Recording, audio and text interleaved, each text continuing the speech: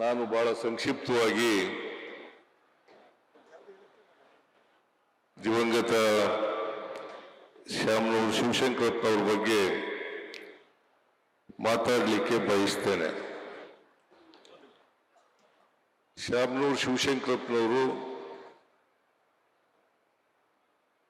ದೇಶ ಕಂಡಂತ ಒಬ್ಬ ಹಿರಿಯ ಶಾಸಕರಾಗಿದ್ದರು, ಮಾಜಿ ಮಂತ್ರಿಗಳಾಗಿದ್ದರು, ದಾವಣಗೆರೆ ನಗರಸಭೆಯ ಅಧ್ಯಕ್ಷರಾಗಿದ್ದರು ಮತ್ತು ಬಹಳ ದೀರ್ಘಕಾಲ ಬದುಕಿದ್ರು ಅಂತಕ್ಕಂಥದ್ದನ್ನು ಕೂಡ ಈ ಸಂದರ್ಭದಲ್ಲಿ ಸ್ಮರಿಸಿಕೊಳ್ಳಲಿಕ್ಕೆ ಬಯಸ್ತಾ ಇದ್ದೇನೆ. ನಾನು ಅವರ 95 ಅಲ್ಲ 95 94 95 ಆಗಿರ್ಬೇಕ್ರಿ, 31ರಲ್ಲಲ್ವಾ? 95 ವರ್ಷ ಈಗ.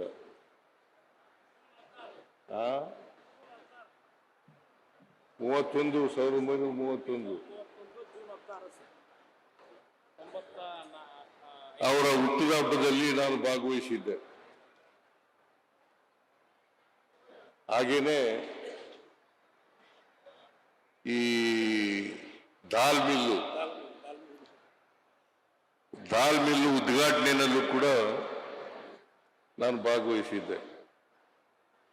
ಅವತ್ತು ಅನ್ಕೊಂಡಿದ್ದೆ ನಾನು ಶ್ಯಾಮನೂರು ಶಿವಶಂಕರಪ್ಪನವರು ಕನಿಷ್ಠ 100 ವರ್ಷಗಳನ್ನ ತುಂಬಿಸ್ತಾರೆ ಅಂತಕ್ಕಂಥ ಮಾತುಗಳನ್ನು ಅನ್ಕೊಂಡಿದ್ದೆ.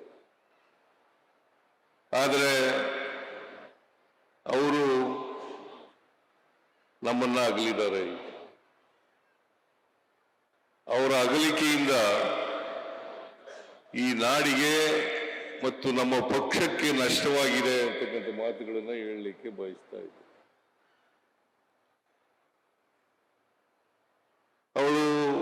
ಅವರು ಬಹಳ ಕ್ರಿಯಾಶೀಲ ವ್ಯಕ್ತಿಯಾಗಿದ್ದಂಥವ್ರು. ಕೊನೆಗರಿಗೆವರೆಗೂ ಕೂಡ ಯಾವಾಗಲೂ ಕ್ರಿಯಾಶೀಲರಾಗಿರ್ತಿದ್ರು.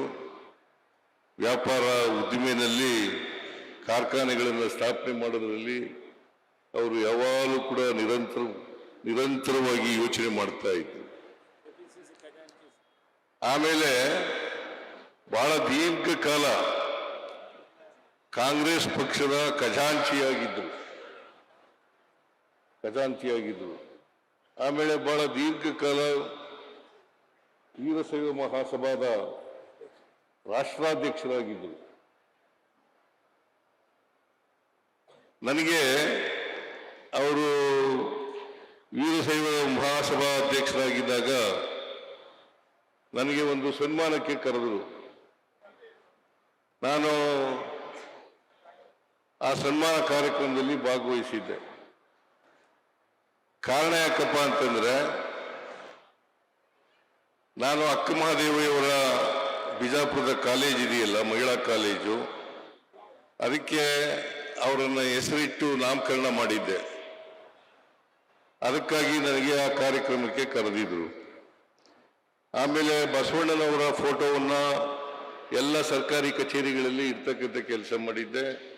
ಹಾಗಾಗಿ ಈ 2 ಕಾರ್ಯಕ್ರಮಗಳ ಅಂಗವಾಗಿ ನನಗೆ ಸನ್ಮಾನ ಮಾಡೋಕ್ಕೆ ಕರೆದಿದ್ರು. ಅವರ ಕಾಲದಲ್ಲಿ ಸನ್ಮಾನನೂ ಕೂಡ ಮಾಡಿದ್ರು ಅಂತಕ್ಕಂಥ ಮಾತುಗಳನ್ನು ಹೇಳಲಿಕ್ಕೆ ಬಯಸ್ತಾ ಇದ್ದೇನೆ. ಕಾರಣ ಯಾಕೆ ಈ ಮಾತುಗಳನ್ನು ಹೇಳ್ತಾ ಇದ್ದೀನಿ ಅಂತಂದ್ರೆ, ಅವರು ಒಬ್ಬ ಜಾತ್ಯತೀತ ನಾಯಕ ಅಂತಕ್ಕಂಥ ಮಾತುಗಳನ್ನು ಹೇಳಲಿಕ್ಕೆ ಬಯಸ್ತಾ ಇದ್ದೇನೆ. ಅವರು ಗೆದ್ದಿದ್ದದ್ದು ದಾವಣಗೆರೆ ದಕ್ಷಿಣ, ಅಲ್ಲಿ ಲಿಂಗಾಯತರು ಕಡಿಮೆನೆ. ಆದರೂ ಕೂಡ ಅವರ ಜನಪ್ರಿಯತೆ ಎಷ್ಟಿಟ್ಕೊಳ್ತಾ ಇತ್ತಂದ್ರೆ, ಅವರ ಜನಪ್ರಿಯತೆಯಿಂದ ಅಲ್ಲಿ ಗೆಲ್ಲಲಿಕ್ಕೆ ಸಾಧ್ಯ ಆಯ್ತಿತ್ತು. ಹಾಗಾಗಿ 6 ಬಾರಿ ಸತತವಾಗಿ ಜಯವನ್ನು ಸಾಧಿಸಿದ್ರು ಅಲ್ಲಿ. ನಾನು ಒಂದ್ಸಾರಿ ಕೇಳಿದೆ, ಹುಟ್ಟಿದಬ್ಬ ಭಾಗವಹಿಸಿದಾಗ ಕೇಳಿದೆ, ನಾನು ಇನ್ನೊಂದು ಎಲೆಕ್ಷನ್ ನಿಂತ್ಕೊತೀರಾ ಯಜಮಾನ್ರಿ ಅಂತ. ನಾನು ಯಾವಾಗಲೂ ಯಜಮಾನ್ರಿ ಅಂತ ಕರೀತಿದ್ದೆ ಅವರಿಗೆ. ಇನ್ನೊಂದು ಎಲೆಕ್ಷನ್ ನಿಂತಿರೋ ಯಜಮಾನ್ರೆ ಅಂತಂದಾಗ ಅವ್ರು ಹೇಳಿದ್ರು ನಾನು ನಿಂತ್ಕೊಂಡೇ ತೀರ್ತೀನಿ ಅಂತಕ್ಕಂಥ ಮಾತುಗಳನ್ನ ಹೇಳಿದ್ರು. ಬಹುಶಃ ಬದುಕಿದ್ರೆ ಇನ್ನೊಂದು ಎಲೆಕ್ಷನ್ ಅವ್ರಿಗೆ ಟಿಕೆಟ್ ಕೊಡಬೇಕಾಗಿತ್ತು. ನಾವು ಅವ್ರು ಇನ್ನೂ ಒಂದು ಎಲೆಕ್ಷನ್ ಗೆಲ್ತಿದ್ರು, ಅಷ್ಟೊಂದು ಜನಪ್ರಿಯತೆಯನ್ನ ಗಳಿಸಿದ್ರು ಅಂತಕ್ಕಂಥ ಮಾತುಗಳನ್ನ ಹೇಳಿ ಬಯಸ್ತಾ ಇದ್ದೇನೆ. ಅವರು ಒಬ್ಬ ಕೊಡಗೈ ದಾನಿಯಾಗಿದ್ರು, ಬಹಳ ಜನಕ್ಕೆ ದಾನ ಮಾಡಿದ್ದಾರೆ. ಬಡವರು, ವಯಸ್ಸಾದವರು, ಹೆಣ್ಮಕ್ಳು ಅವ್ರಿಗೆಲ್ಲ ದಾನ ಮಾಡ್ತಕ್ಕಂಥ ಕೆಲಸವನ್ನ ಮಾಡ್ತಾ ಇದ್ರು. ಅದಕ್ಕೋಸ್ಕರ ಒಂದು ಟ್ರಸ್ಟ್ ಅನ್ನೇ ಕ್ರಿಯೇಟ್ ಮಾಡಿದ್ರು. ಆ ಟ್ರಸ್ಟ್ ಮೂಲಕ ದಾನಗಳನ್ನ ಕೊಡ್ತಕ್ಕಂಥದ್ದು. ಆಮೇಲೆ ಅವರ ಜೀವನವನ್ನ ಸಾರ್ಥಕ ಮಾಡ್ಕೊಂಡಿದ್ದಾರೆ ಅಂತೇಳಿ ನನಗನ್ಸುತ್ತೆ. ಅವರು ಸಾರ್ಥಕ ಜೀವನವನ್ನ ಮಾಡಿದ್ರು ಅಂತಕ್ಕಂಥದ್ದು. ಪ್ರತಿಯೊಬ್ಬರು ಕೂಡ ಹುಟ್ಟು ಆಕಸ್ಮಿಕ, ಸಾವು ಗ್ಯಾರಂಟಿ, ಆ ನಡುವೆ ಇದೆಯಲ್ಲ ಅದು ಅಲ್ಲಿ ನಾವು ಸಮಾಜಕ್ಕೆ ಮುಖ್ಯವಾಗಿ ಏನು ಮಾಡೋದು ಅಂತಕ್ಕಂಥದ್ದು ಬಹಳ ಮುಖ್ಯ. ಸೊ ಹಾಗಾಗಿ ಅವರು ಸಾರ್ಥಕ ಜೀವನವನ್ನ ನಡೆಸಿದ್ದಾರೆ ಅಂತಕ್ಕಂಥ ಮಾತುಗಳನ್ನ ಈ ಸಂದರ್ಭದಲ್ಲಿ ಹೇಳಲಿಕ್ಕೆ ಇಸ್ತಾ ಇದ್ದೇನೆ. ಇಡೀ ಜೀವನವನ್ನ ಸಾರ್ಥಕ ಮಾಡ್ತಕ್ಕಂಥದ್ದು. ಇವತ್ತು ದಾವಣಗೆರೆ ಒಂದು ಕಾಲದಲ್ಲಿ ಜವಳಿ ನಗರ ಆಗಿತ್ತು. ಅದಾದ ಮೇಲೆ ಅದರ ಅವನತಿ ಶುರುವಾದ ಮೇಲೆ ಇದು ವಿದ್ಯಾಕಾಶಿಯಾಗಿದೆ. ಬಹಳ ಜನ ಡಾಕ್ಟರ್ಗಳು, ಇಂಜಿನಿಯರ್ಗಳು, ಪದವೀಧರರು ಈ ಸಂಸ್ಥೆಯಿಂದ ಮುಂದಾಗಿ ಹೋಗಿದ್ದಾರೆ. ಅವರು ಬಾಪೂಜಿ ವಿದ್ಯಾಸಂಸ್ಥೆಯ ಕಾರ್ಯದರ್ಶಿಗಳಾಗಿ ಬಹಳ ದೀರ್ಘಕಾಲದವರೆಗೂ ಕೂಡ ಇದ್ರು. ಕೊನೆಯಲ್ಲಿ ಬಿಟ್ಟುಕೊಟ್ಟಿದ್ರು ಅನ್ನೋದು ಕಾಣಿಸುತ್ತೆ. ನೀನಲ್ಲ ಈಗ ಮಲ್ಲಿಕಾರ್ಜುನ ಈಗ ಕಾರ್ಯದರ್ಶಿ, ಅಲ್ಲಿವರೆಗೂ ಕೂಡ ಅವರೇ ಇದ್ದದ್ದು. ಸೊ ಹಾಗಾಗಿ ದಾವಣಗೆರೆಯನ್ನ ಒಂದು ವಿದ್ಯಾಕಾಶಿಯನ್ನಾಗಿ ಮಾಡಲಿಕ್ಕೆ ಕಾರಣಕರ್ತರಾದವರು ಯಾರಪ್ಪ ಇದ್ರೆ ಅದು ಶ್ಯಾಮನೂರು ಶಿವಶಂಕರಪ್ಪನವರು ಅಂತಕ್ಕಂಥ ಮಾತುಗಳನ್ನ ಹೇಳಲಿಕ್ಕೆ ಬಯಸ್ತೇನೆ. ಅದರಿಂದ ಅವರು ಒಬ್ಬ ಉದ್ಯಮಿಯಾಗಿ, ವ್ಯಾಪಾರಗಾರರಾಗಿ, ಕೈಗಾರಿಕೋದ್ಯಮಿಯಾಗಿ, ಆಮೇಲೆ ವಿದ್ಯಾಸಂಸ್ಥೆ ಎಜುಕೇಶನಲ್ ಇನ್ಸ್ಟಿಟ್ಯೂಷನ್ಸ್ ನಡೆಸೋ ಆಗಿ, ಅವರು ರಾಜಕಾರಣಿಯಾಗಿ ಬಹಳ ದೀರ್ಘಕಾಲ ಬಹುಶಃ ಅವರು ಎಲ್ಲ ಕ್ಷೇತ್ರಗಳಲ್ಲೂ ಕೂಡ